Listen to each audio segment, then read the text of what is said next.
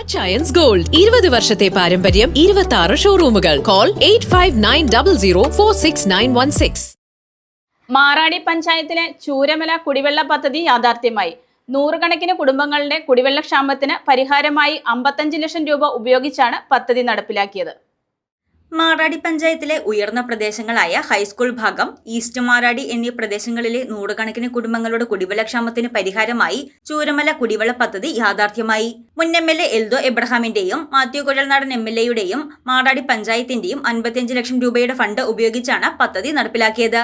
പുള്ളോർക്കോടിയിൽ PC Rajan സൗജന്യമായി വിട്ടു നൽകിയ സ്ഥലത്ത് നിർമ്മിച്ച ടാങ്കിലേക്ക് പഞ്ചായത്തിന്റെ സ്ഥലത്ത് നിർമ്മിച്ച ആഴമേറിയ കിണറ്റിൽ നിന്നും വെള്ളം പമ്പ് ചെയ്താണ് പദ്ധതി പ്രദേശത്തിന്റെ 100ഓളം വീടുകളിലേക്ക് വെള്ളം എത്തിക്കുന്നത്. ഹൈസ്കൂൾ ജംഗ്ഷനിൽ നടന്ന ചടങ്ങിൽ മാത്യു കുഴൽനാടൻ MLA പദ്ധതിയുടെ ഉദ്ഘാടനം നിർവഹിച്ചു.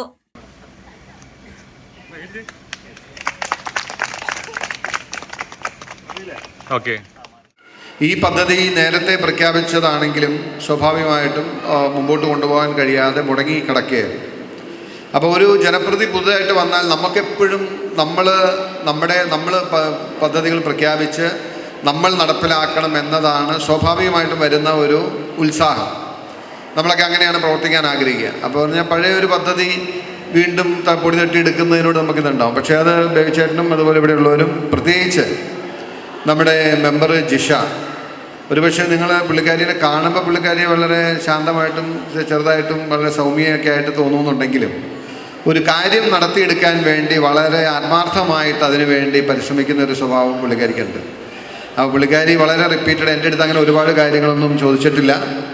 ഇത് വളരെ കാരണം ഇവിടുത്തെ ആളുകളുടെ ഒരു ആവശ്യകതയും അത് നടത്തിയാൽ ഒത്തിരി പേർക്ക് ഗുണം ചെയ്യും, അങ്ങനെ ഇത് ഒത്തിരി ആളുകൾ കഷ്ടപ്പെടുകയാണ്, പ്രയാസപ്പെടുകയാണെന്നൊക്കെ പറഞ്ഞ് ജിഷയുടെ നിരന്തരമായ ഒരു സമ്മർദ്ദവും അതിൻ്റെ പിന്നിലുണ്ട്.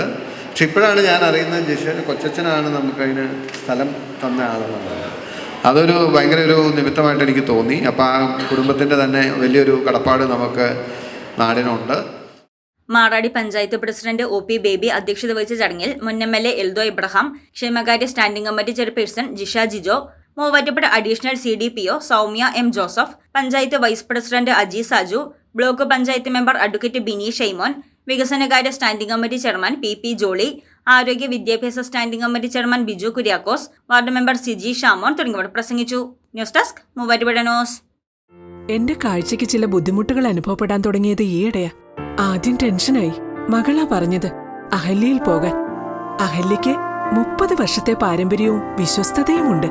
അഹല്യയിലെ വിദഗ്ധരായ ഡോക്ടർമാരുടെ ചികിത്സ കൊണ്ട് എനിക്ക് എന്റെ കാഴ്ചശക്തി പൂർണ്ണമായും തിരിച്ചു കിട്ടി. ഇപ്പൊ എനിക്ക് ഈസിയായി വായിക്കാം. നേത്ര സംരക്ഷണത്തിന് നമ്മുടെ Ahalya. Ahalya foundation eye hospital, കേരളത്തിൽ എല്ലായിടത്തും.